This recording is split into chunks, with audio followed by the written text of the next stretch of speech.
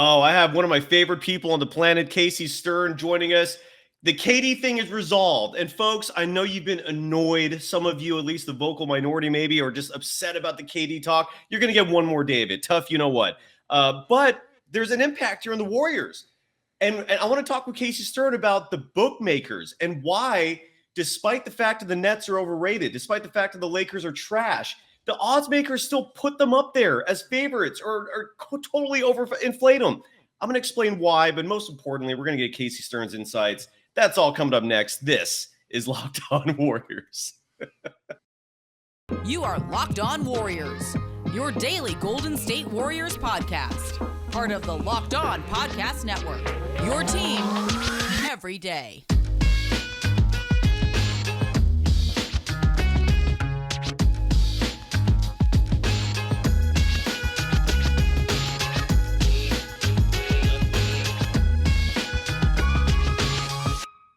Thank you for making Locked On Warriors your first listen every day. We are free and available wherever you get podcasts. In addition to the YouTube show, you can follow Casey Stern, former host of NBA on TNT, former host of NBA TV, current host of Unfiltered. Just search Casey Stern wherever you get podcasts or on your YouTube app or on your computer. Just search Casey Stern. If you're watching this, he's pointing right to it. And he accepts DM, ladies, so drop those in there. He is wide open. Casey, how are you doing, brother? It's great to see you. What's going on in your world? I'm good, man. I'm good. You broke news for me because when you said the KD situation is resolved, my first thought was it is, because I think it's like I think we're in temporary resolve. This is like after it's a family show, but this is like in a bad relationship, really good makeup sex doesn't mean you're going to then have a great month that follows that. True. Usually you get like 3-4 days. So I think you just bought like 3-4 days. I mean, I don't think it's over. So at the moment, at least tempers have calmed. They supposedly had a meeting. 1 minute, Kevin Durant says he doesn't want Sean Marks ever again or Steve Nash ever again. The next minute, they're grabbing lunch at Koi in LA. I don't know the actual restaurant. That's just the trendiest first name that comes up in my mind. But how does this work, man? You've been in the NBA circles for years. How is it that 1 minute somebody's talking this much trash about you, and then the very next minute, everything's copacetic? Like, is it like, do player people like Sean Marks and Steve Nash, is it in their head to just dismiss it? It's just business. Is it in their head still, and they're just kind of like keeping quiet for now? Like, how does this all work, man? Look, this reminds me of dealing with baseball, they deal with arbitration all the time, right? And it was, it's actually discussed in the Derek Jeter doc that they just had, the 30 for 30. Where when you're in an arbitration situation, you're basically, no matter how good a player you are, you're walking into a meeting and listening to your bosses tell you how much you suck and everything that's wrong. And then you have to get out of that room and somehow like kumbaya, everybody like hugs it out. This reminds me of that. But I think desperation is the answer, right? The Nets, let's do the quick review. Right where you and I ended our last conversation is exactly dead on where it was. The Nets were desperate to save face enough to say, hey, look, we're trying to trade you, but give the craziest offers they could, which means if you take it, we'll do it. But if you don't take it, we know KD's going to play for us because we know he's going to play, right? KD is trying to make everybody hate him as much as humanly possible there, even throw Steve Nash under the bus and the Zamboni, even though he brought Nash in, we all know it. And that didn't work. And the Nets couldn't get a trade.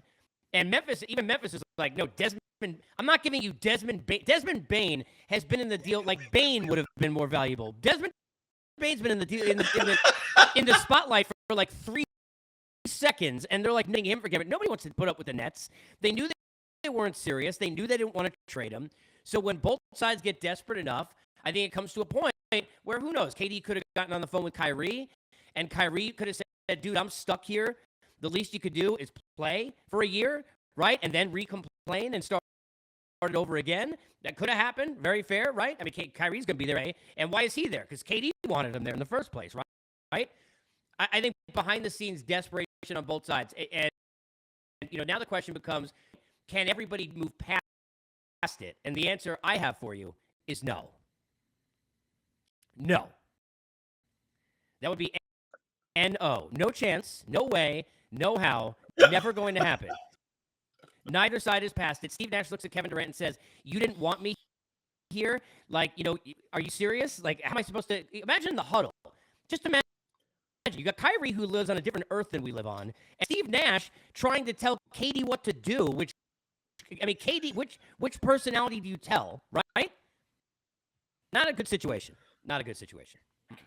Yeah, and look, man, on yesterday's show, on yesterday's show, I went off on Kyrie. We did a live episode, and I decided to address the people in the chat room because there's always Kyrie defenders out there. Take away the vaccine stuff, all right? And my point yesterday was take all that crap away because that's become so damn divisive. I'm clearly not going to convince the morons out there who think otherwise. Fine, but I think we're like at a 99% same page level in terms of the flat Earth stuff. Maybe in terms of burning sage stuff. My whole issue with someone of his influence espousing for a damn year. This was not like a week where he said this. It was a year he was believing the Earth is flat. And he has tremendous influence. You have kids believing him. You have adults believing him. You still have people defending him. Yeah, how is that going to work, man? Tell the world about Kyrie. Because I love when you express your thoughts on Kyrie. Floor is yours, please. The thing with Kyrie, to your point, let's just stay on basketball, right? What are the great things Kyrie has done on the basketball court? Dribble a lot and dribble some more. And his handles are great. And he hit that one shot against the Warriors from the left baseline. What else has he done? Not won anywhere by himself, not led anyone, not helped anyone be better, been a pain in the neck, been selfish, not passed the ball when he's needed to, taken bad shots. The list goes on and on. So for me, to your point, if you just take basketball alone, he's still a pain in the ass. And he's a great talent, but he's not as talented as Kevin Durant. He's not. Kevin Durant, if you got to do one-man show, I'd rather hand it to Kevin Durant, right? Than I would to – I mean, look, go back to the Bucks game a couple of years ago that he almost won by himself. He scored 50 points, right? Kyrie, where are Kyrie's big moments? Oh, you mean when LeBron was on the floor and all the defense was paying attention to LeBron, right? Let's be honest. Kyrie got hurt. Jason Tatum, as a kid, took them to Game 7 against LeBron and almost knocked out the Cavaliers. Yep. Kyrie then came back, was there the next year, and they were a failure. All right? Kyrie Irving is, I used to say this about like great hockey players that like just didn't get it done. They would be like overrated figure skaters. He's an overrated dribbler who his philosophies are terrible. His basketball IQ, I don't know. His talent's great. That's what he is. And guess what? You can win when that guy's your second best if you have somebody who can carry you, like Steph Curry, like LeBron James, right? If Kyrie was on the Warriors, I think they'd just find a way to make it work because that's what the Warriors do in their culture. How about the Nets culture? It's like a throat culture. We don't know anything about the Nets culture. So, and by the way, Ben Simmons going to play center. You want to talk about that? You hear that report today? Now Ben Simmons going to play center is the rumor. I mean, they're going to make him like the great defender. Like this is what is he, Rudy Gobert? I mean, honestly, this Nets thing, if there ever was a team that needed hard knocks, and I know it's the NBA, how great would this show be? Oh, how great would this show be? How great would just hard knocks in the NBA be? I mean, it'd be amazing. It would be amazing. That would be phenomenal. You're onto something there, man. Way better than the NFL. Way better than the NFL. No, you're clearly onto something there and with the NBA, you only have 12 guys. So you're going to be getting a lot more insights. Or 14, 15, whatever it is. We're going to, in just a moment, I want to play for you this insanely awesome clip from Draymond Green. It's about 2 minutes in length. He was at the Rico Hines basketball clinic with some other NBA players, and a lot of his speech was focused on defense, something Kyrie Irving does not do, by the way. This is a great sound clip. You folks will love this. But first, have to read this PSA from the National Highway Transportation Safety Agency. So let's say you're hanging out with some friends and putting back a few drinks. A few becomes a few too many. Casey, this is for you especially. Pay attention.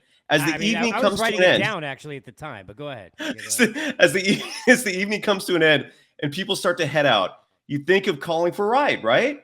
Nah, you live nearby. You can make it home okay. It's no big deal. What are the odds you'll get pulled over anyway? And even so, what's the worst that could happen? Your insurance goes up, you lose your license, you lose your job, you total your car, you kill someone. Everyone knows about the risks of driving drunk. The results are tragic and often deadly. However, that still doesn't stop everyone from getting behind the wheel while under the influence. That's why police officers are out there right now looking for impaired drivers on our roads to save lives. So if you think you're okay to drive after a few drinks, think again, Casey Stern. Play it safe and plan. Sorry, man. Play it safe and plan ahead to get a ride. It only takes one mistake to change your life or someone else's forever. No, Casey Stern's not an alcoholic. I was kidding. Drive sober or get pulled over.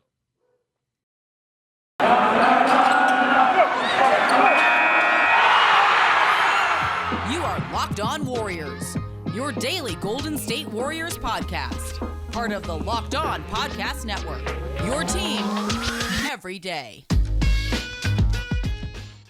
you for making Locked On Warriors your first listen every day. For your second listen, get up to date on the latest news and rumors in the NBA in just 30 minutes every day with Locked On NBA. Locked On NBA, your daily NBA update in just 30 minutes. You can follow Casey Stern, host of Unfiltered, on all podcast platforms. Go on YouTube, just search Casey Stern and enjoy the show. I saw your some parts of your clip today, your rants. You decided to not have a guest on your program. That was epic. You are, when it comes to rants, I feel like they're second to none. You have nailed that genre, sir. Bravo. When it comes to being a complete degenerate who loses his mind in front of a microphone, yet does it eloquently, I'm your guy. But that's what the media. Don't drink and drive. But and don't drink and drive. Absolutely. Yeah, I want to play this sound clip from Draymond Green.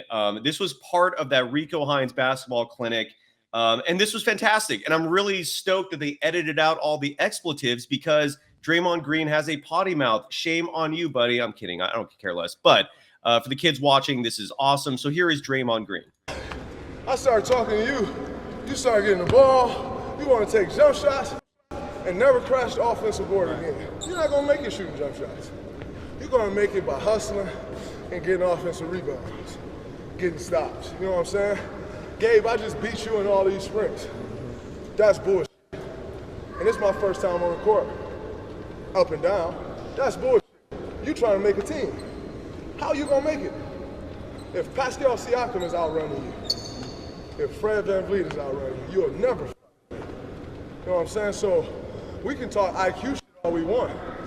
But at the end of the day, motherfuckers got to play a role in the NBA. Yes. It's two motherfuckers on the team that can do what the fuck they want to do.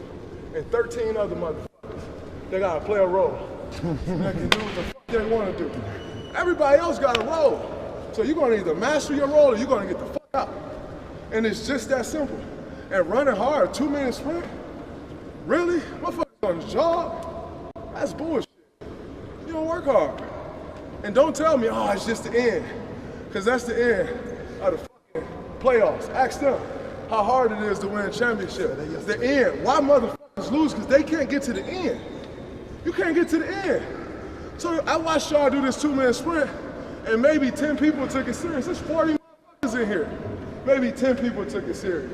Why? Because you think you're done when you won't make it to the end. That shit's hard as fuck.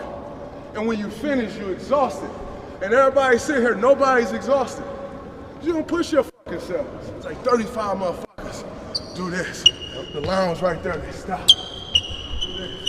You don't want it. You gotta want this shit, man. We can talk IQ, we can talk all of this shit. But at the end of the day, the motherfucker who wanted more is gonna get it. So I promise you, I'm gonna want it more. Ain't nobody gonna want it more than me. I may not be the best ball handler, shooter, but ain't nobody gonna fucking want it more than me. And that's a skill. Yes. That's a skill that, by the way, anyone can possess. Anyone can have that. And talk about just a great metaphor for life, man. I mean, you could apply that to anything. Even in the media game, how many people want to be the star? I'm happy with my Locked On Warriors niche, man. This is my role. I love it. What are your thoughts on Draymond Green, who, on a side note, this is the hardest I've ever seen him work during the offseason. He looks like he's in incredible shape right now. So encouraging. Your thoughts, Casey Stern? Look, I think a couple of things. Number one, I think that's why he succeeds. The way that you just saw his mentality is why he wins. That's why he wins. And the first guys that I thought of as he was talking, and I'm curious, like, if people were having like names pop in their head, just as a fan covering the sport, were Draymond, Patrick Beverley, Marcus Smart. Those are the first three guys I thought of. And they're all different players.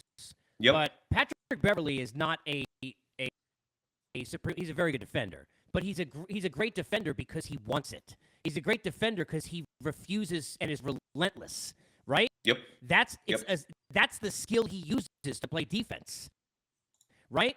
Marcus Smart, dive on the floor and do anything. Even the more he became a bigger part of their offense, you know what didn't disappear? Him diving into the stands and doing anything that he can to go get those 50-50 balls, right? The way that I think about it. These are the guys who win those. That's how you win games within the margins. And I think, part of what happens in the NBA and people don't talk about is, and it's similar in baseball and football, but not the same. Those rosters are bigger. There's only a few guys that make an NBA team. Think how difficult it is to get there. The guys who get there on the end of the bench were the best player in their town. They were the best player in their state. They were the best player at their school. They were the best player at a conference. They were the best player in the G League. They're the best player in any other league. Then they get here, and you're just scratching and sniffing to get in.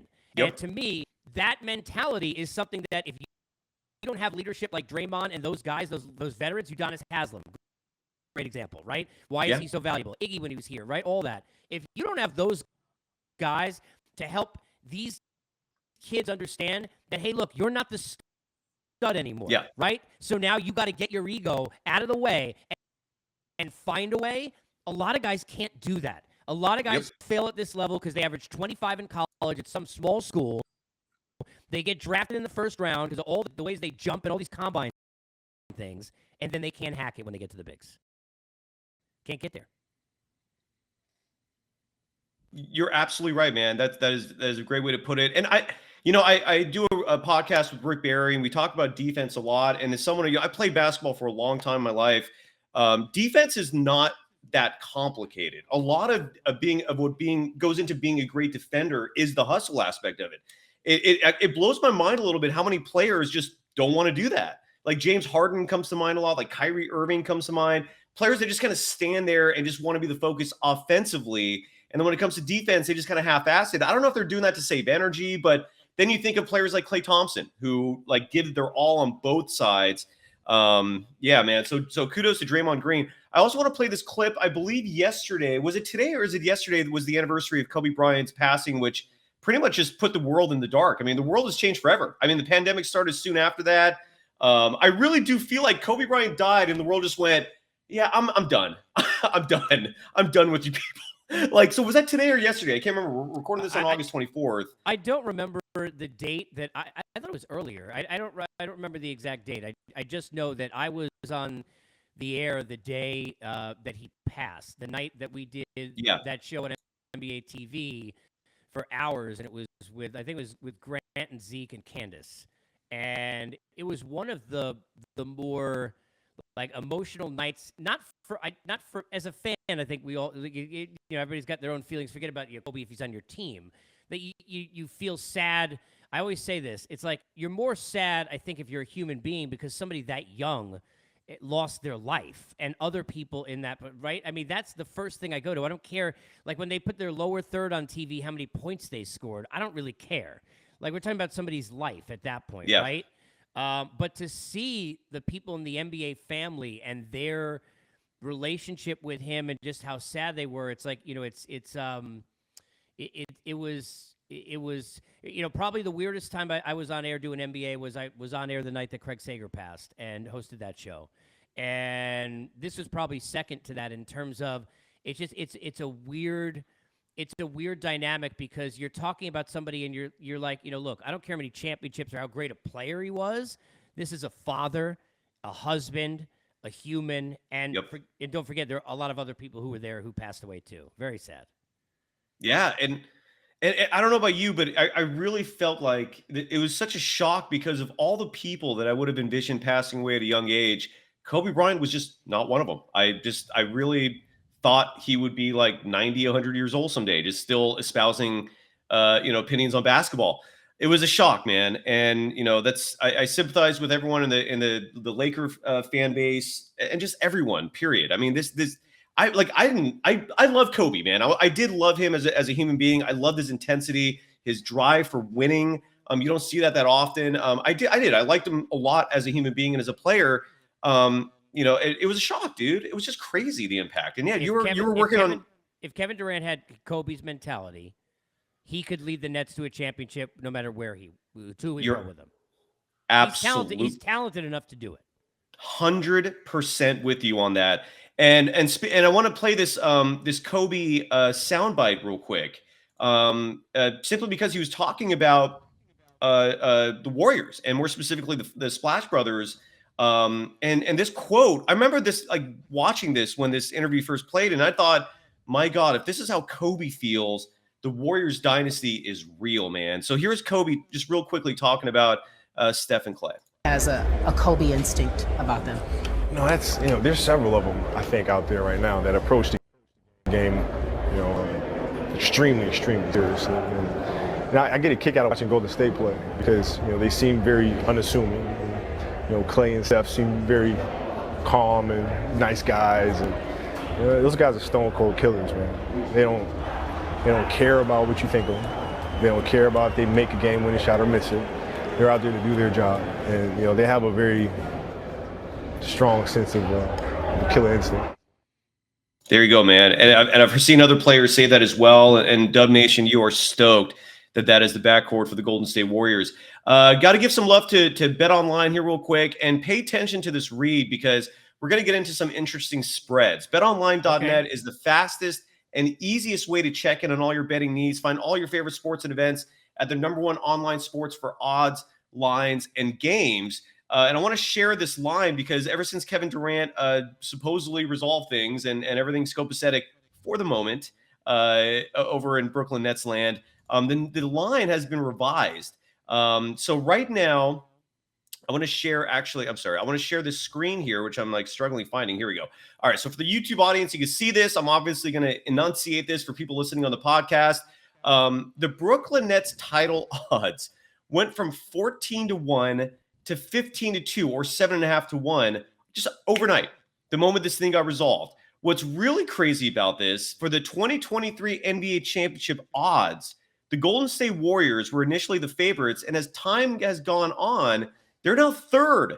They're behind they're behind the Boston Celtics, who are now 5-1, clear-cut favorites to win the title next year. The Milwaukee Bucks are ahead of them. I don't understand that. And then the Brooklyn Nets, what a joke, right behind the Warriors at 7.5-1, along with the Clippers. That's the only one that makes sense to me is the LA Clippers. Your thoughts on this? Okay, I think this is a gambling thing. This is not, do these people really think they're going to win? Two things. One, 100%. It's the American Idol. I'm voting for the people who people aren't voting for because those votes are already split. So the West, I don't know if the Suns, I don't know if the Warriors, right? And to me, it's really the field after that. I feel like the East is easy. I'll take the Celtics. Or I feel strongly the East is easy. I'll take the Bucks. And the odds are better. And the West, I can't figure out if I want to be in Golden State's pocket or Phoenix's, or do I want to get better odds with a Dallas or a Denver, right, and take a shot with their guys coming back healthy. I think it's that. The other thing is I think that people are just dumb. And that's important to understand. There are a lot of dumb people in this world, okay? No offense, but we have seen, forget about just vaccinations, but presidents, and we've got all kinds of other stuff. We got a guy who's a unicorn at 7 feet, dribbling like a guard with 19 burner accounts, who's running our life right now. Who the hell are we? And by the way, can I just say quickly, and I don't want to take this off the rails. Yes. Why are you making me look bad? So I just started doing a podcast a few months ago. I have no idea how to use any of this software. You're sharing screens. You're playing video clips. Like, what class did you go to that I could find out how to go to? I don't know how to do any of that crap. I'm like, this is like, I feel like I'm like an and one tournament for podcast hosts, and you're like, you need like a new nickname with like all the razzle dazzle. I'm just like sitting there, just look, man. I'm just trying to be as good as the 100% I could give. You know what I mean? My gosh. Well, first of all, I hope you hear from Locked On soon. I put in your name. Like, it would be a travesty on their part if they don't recruit you. I don't talk about business dealings on the air, but if they're watching in their meeting that they have, I want to tell you that I really would enjoy to work with you, and that my phone number and DMs are available for you to call me anytime. And DMs are always open for anyone, not just Locked On. Always open for anyone. It's not a male or female. It's anyone. Dogs, cats. I will teach you off the air all that stuff, man. It's actually not rocket science, but look, you're much newer than this than I am. You were a big time TV star. Like you had everyone doing things yeah. for you. You had producers. So this is a whole I new played world Kevin for Arnold you, on man. Wonder Years, for anybody who didn't notice. That's where. By the way, I did sell cars for 6 months of my life. I was 18. And I sold cars for like 6 months at a Ford dealership in Long Island. And they called me Wonder Years on the lot. Yeah. Why? Because they said I look like Fred Savage. Like at the time. Oh, I would say that's a compliment for the record. Yeah. Oh, that's a my compliment. God. Are you kidding? They didn't say I look like that's- Paul Pfeiffer. And then I could have been like, hi, I'm Marilyn Manson. Anyway. You know, that whole thing. People are like, are they the same? They're not the same guy, are they? No, they're They not look really, but that was like a thing that people look... thought was real. It was like, it was like Kyrie's thoughts on the earth. Like, it's like, no, that's not how it is. That is fascinating. And just to add on to that, yes. So for people that aren't familiar with the whole gambling, paradigm, most bookies, the people who are actually setting these lines, these are brilliant human beings. These are people who have PhDs in statistics, whether it's at prestigious American or global universities. And like you said, they don't set these odds based on who they think the favorites are. They're basing it on all these morons out there and what they think. And that just goes to show just how ignorant so many of these basketball fans are. Because again, if you look at these lines, the Lakers are they're seventh in the overall list. That the odds makers have placed the Lakers with the seventh highest odds to win the world championship. Folks, the Lakers are probably not going to make the play-in, but because of LeBron James, because of the Lakers, the Brooklyn Nets are now fourth because of Kevin Durant. That's ridiculous. The Nets. That's all ridiculous. The Brooklyn Nets for the think these teams going to play well. Like, and now the East is weaker. I get that, but would you take the Nets over the Celtics or the Bucks? I would. Hell no. No. Hell no. Absolutely not, man. And now like I'm hearing speculation that Jason Tatum supposedly might have had a broken wrist in the NBA Finals, which is such a ridiculous cop-out move to pull this late in the game. Yeah. No, I don't even know if the Celtics are going to go back. I don't. There's a huge part of me that thinks the Celtics mentally and morally were destroyed from that NBA Finals experience. Some teams don't recover from that. It's asinine. The Brooklyn Nets, I will guarantee you, unless the Brooklyn Nets make some sort of crazy move during the season and shake up the roster, they are not coming out of the Eastern Conference, man. And if they somehow do, which I know they're not beating the Warriors. Let me ask you this. Who is your top three? Take the bookies aside. Now let's approach this logically. Who are your top three favorites in the NBA to win the world title next year? Golden State, Phoenix, Milwaukee. Why are you so high in Phoenix, man? I'm curious about that. Because look, to me, there's something about, like, there are certain players who just, they win. I mean, I always say it's like, when Chris Paul got injured, people were like, hey, he got injured, so they lost to the Golden State Warriors. Did people realize James Harden was still on the team? Like, was he not supposed to do anything? Like, they still could have won. Like, you know what I'm saying? Yes. It's like, I look, I'm a big Monty guy, and I believe that Phoenix has found a way to kind of maximize, and they got a lot of depth, and I'm a big fan of what they do. I believe the West is stronger than the East, so I'm going to pick, if I'm going to win the championship, I'm going with Western Conference teams. I like Denver. I do. I like Jokic. I think Murray back healthy. Porter Jr. can be healthy. It's like, okay, they could really be scary. And I know Draymond, he's talked about that. I think it was on Reddick's podcast. The East, for me, I still think Milwaukee over Boston, because I'm a big believer. Let's go back to the Draymond thing you played. There are certain winners that, like, they have a will that is different. Giannis is built differently. Yes. This is a guy who is a different character.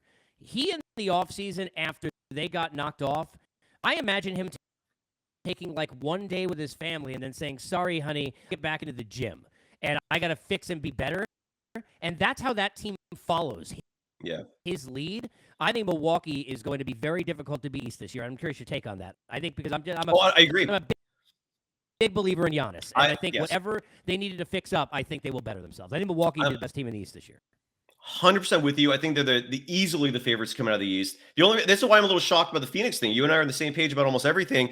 Like you're not mentioning the Clippers. I thought what's up? I'm getting paid by the Suns. I just wanted you to know. But you're forgetting the Clippers. You don't think the Clippers I don't are a better forget team? them. I would have them in the first spot probably. I mean, look, I think Ty Lue for me always puts everybody higher up on the list because I think he's a hell of a coach. He is. Kawhi. They also have a lot of different pieces. And to me, that is always a great thing. First of all, they have a lot of guys who are injured all the time and have to be load managed all the time and never seem to be healthy at the same time, right? So I've seen teams like this, and a lot of times they don't get in this. Look, very reminiscent of like the Nets when, let's get 100 different guys on the same page, and then still it ended up they're all hurt and KD's trying to score 60 to help us win. I like the Clippers, but to me, it's about when you get into the playoffs, it's a team element thing. I got a lot of eye on that Clippers, and I'm not sure that the team necessarily works together as well as, to me, Golden State, clearly. Milwaukee, in my opinion, no. I'm a big believer in Boston in that sense, and I think you saw it last year. But I think they kind of outkicked their coverage a little bit the way they played down the stretch. I don't think they're as good as the Bucks are. I don't. There you go. I'm 100% with you about the Bucks. To me, it's Bucks Warriors right now. It's very early. Yeah. I'm 100% with you. And remember, Ty Lue, I respect him as a coach tremendously, but he's never won more than 47 games in a regular season. And then the thing with the Suns, Chris Paul. I mean, you look at his postseason numbers.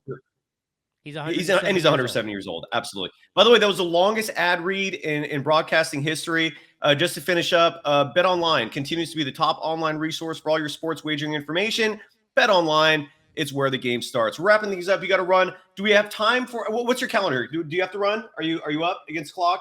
Time to go? Like 2 minutes if you want to hit something. 2 minutes. Okay, then I'll save the Sean Marks spiel for another show because I have his whole resume in front of me, and I was going to list all the f-ups that he has done in his career. Oh my God! What do you do? What do you do? Egg your house?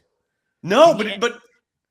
He annoyed me. I don't like arrogance, man. It's such a turnoff for me. And all I sensed from him was just arrogance this offseason. Just for the trade. I know he had a bigger picture in play, which is he never wanted KD to leave. Exactly right.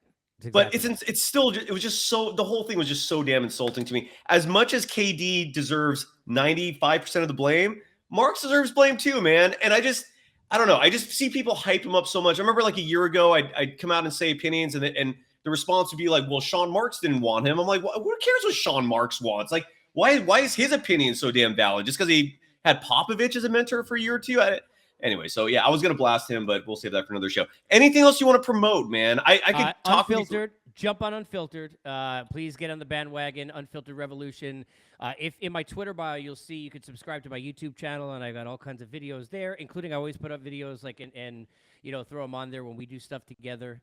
I'm happy to be your Ed McMahon or who was the guy that Conan had? He was my Ed McMahon. No, dude, yeah. Come on, man, come on. I'm gonna be, dude. You're former Mr. I'm your Linda McMahon. No, dude, you're Mr. You're Mr. Stephanie former McMahon. Jim McMahon. Well, Linda McMahon was Vince McMahon, the wrestling guy's wife. I know right? that. Yeah, How Correct? do you not know who that is? Come on, man. I don't know how. Yeah, and then I don't know who Ed McMahon's wife was. I loved Ed McMahon. I mean, I don't know if she's available. She could DM me. No, you are correct, sir. It's not appropriate. But, dude, Casey, you're a former NBA on TNT host. I mean, no one's going to be. You're not going to be an Ed McMahon to anyone, all right? I am happy to be anyone's Ed McMahon, as long as I have a seat at the table. Your humility is an incredibly positive trait. But no, you're the star, man. You're the star. Dude, it's always a pleasure. Keep it going with the beautiful family there. For people watching on YouTube, those are his 3 kids right behind you. How's the summer going with the kids, man? Everything good? I know it's wrapping up. You're in sweltering Georgia. I don't think it's been sunny here in like 6 days, so they must be shooting a Stephen King film here. But other than that, I feel like I'm in the mist.